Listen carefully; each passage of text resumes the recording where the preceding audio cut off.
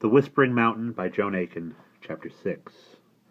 Erebus very much wished to ask her father what the foreign gentleman had been talking about so earnestly, but by the time the latter had ambled off into the darkness, turning to bow again every few steps, one or two customers had appeared outside the wagon.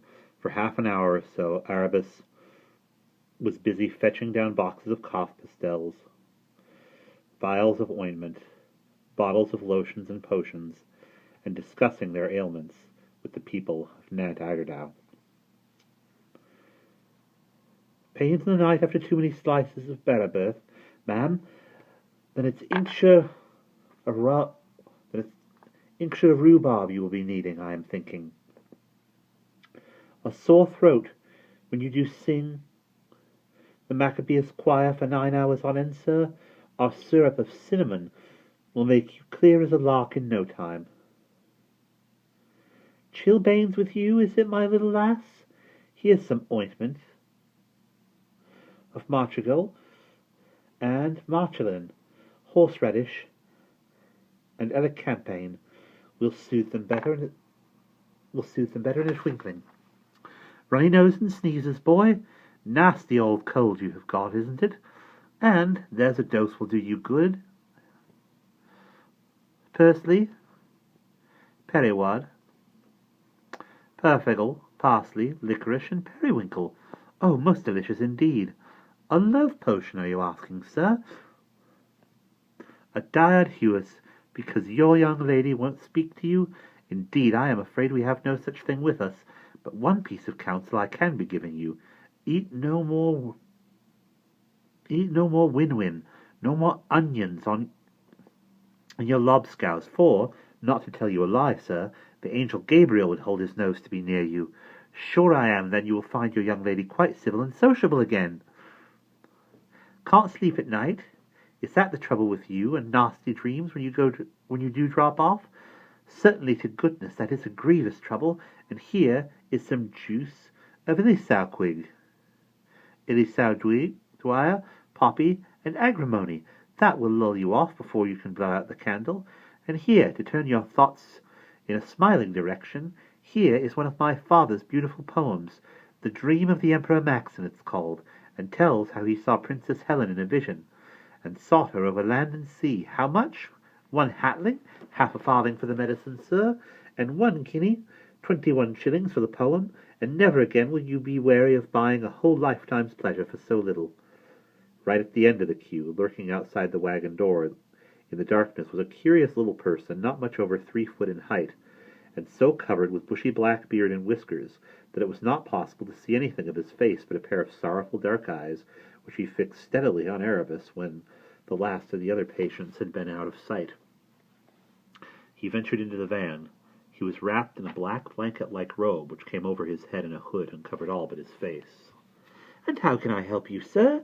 Erebus inquired in her kind, warm voice. "Oh, there, silly I am!" As a fearful cough and spell of shivering shook him. "Indeed, I can hear what troubles you, and a bad old cough that is. But wait you a little minute now," and she mixed him a hot soothing potion of aconite, belladonna, bryony, impequana, beaten up in honey and lemon cinnamon and steaming methalgen. "There, sir. Now we shall soon see you better. Indeed, my Da says that dram would make Julius Caesar jump up out of his grave and invade Britain all over again, and I will give you this powder of herbs, mustard, tansy, and dandelion. Put 1/3 in a bath of hot water before to go to bed every night, for 3 nights it is, and have a good old soak. That will soon stop the shivers." All this time her small patient had not spoken one word. Pushing back the blanket and revealing a sort of black knitted stocking cap on his head, he drank the potion, and seemingly greatly astonished by its flavor. Nevertheless, it appeared to do him good. He received the powdered herbs and instructions with a puzzled expression, but stowed the paper obediently under his blanket. Then Erebus perceived that he was holding out to her something that glittered. A small lump of gold it proved to be. "Dear to goodness, sir, that is far too much payment indeed. Far and away too much. 1 shilling for the powder and 1 for the dram. 1 florin altogether. If you please, no more at all." But the little patient did not seem to understand her. He still held out the lump of gold. It was no use appealing to Tom Dando for advice. He had suddenly been struck by a new verse of his poem, and was frantically scribbling it down before he forgot again. All Erebus could do was to compare the size of the gold lump with a gold guinea piece, decide it was 3 times as heavy, and so give her patient 2 guineas, 9 silver florins, and a shilling in exchange, which he regarded in a baffled manner. For a moment she feared he was going to swallow the shilling. "No, no, sir, it is your change from the gold you gave me. Too much it was, see, please, to put in your pocket."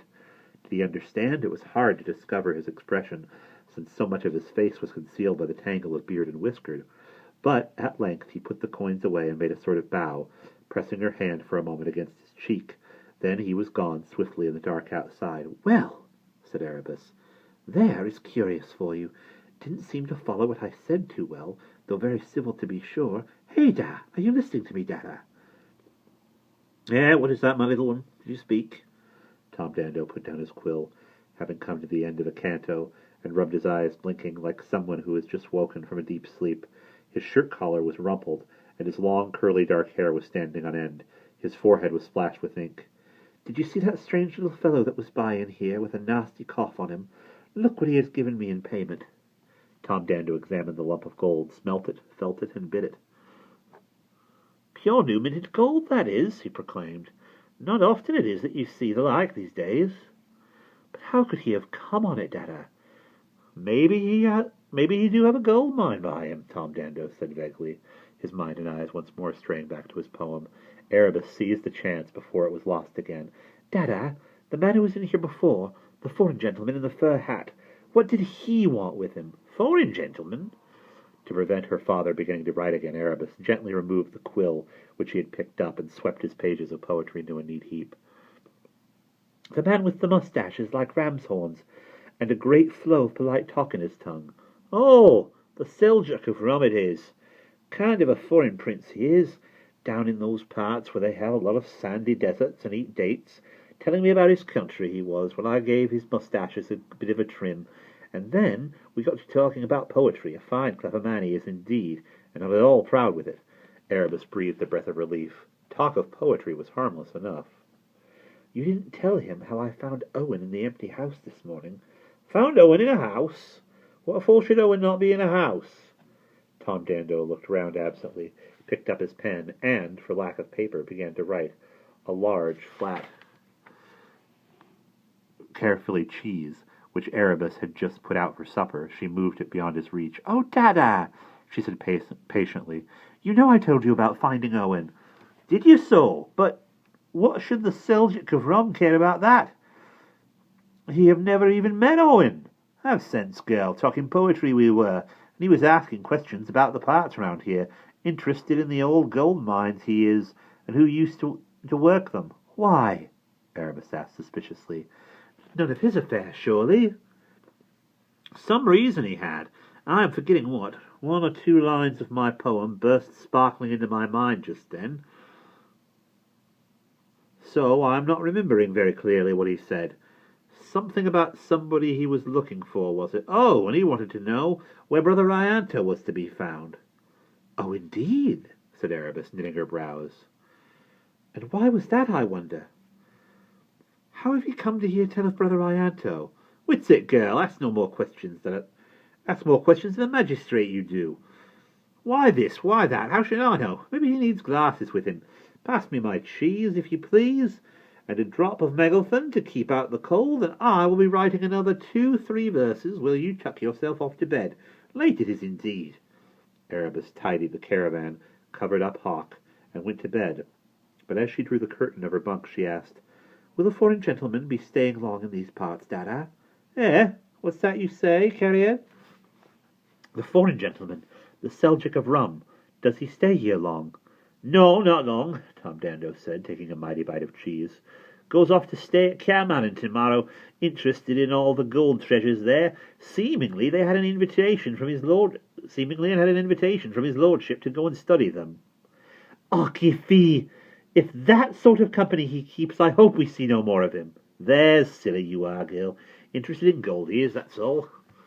But Erebus, curling up in her bunk, was more than ever relieved that the Seljuk had caught no glimpse of Owen at the wagon. If he was a friend of that wicked Marquis, maybe it was he who had arranged to have the harp stolen for Lord Malin. And why should he be inquiring after Brother Ianto? It was all odd and most suspicious. She was worried, too, about Owen. The miserable, defeated set of shoulders as he walked away after Brother Ianto had made her heart ache with compassion. Restlessly turning on her pallet, she resolved